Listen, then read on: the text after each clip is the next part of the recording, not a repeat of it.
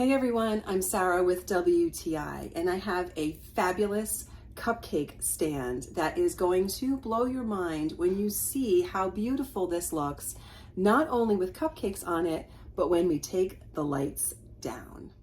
So the first thing to know is that each layer of the acrylic cupcake stand comes protected on both sides with a paper you remove, which means it'll have no scratches, no problems with the acrylic. It's so well protected. And then you just have to follow the simple assembly instructions that come with the cupcake stand. And my advice in putting it together is just to take your time, and I also appreciate when you're stringing the lights to really make sure that they are untangled and straightened before. That will make it much easier for you to thread them through the holes.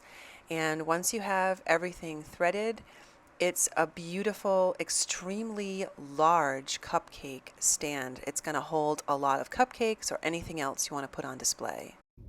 If you want to wow your guests, whether you want to use this for cupcakes or appetizers or really to display any kind of food, you will not be disappointed, especially since it has these beautiful lights that wind all the way around, and you can control them very easily with that little light system at the bottom.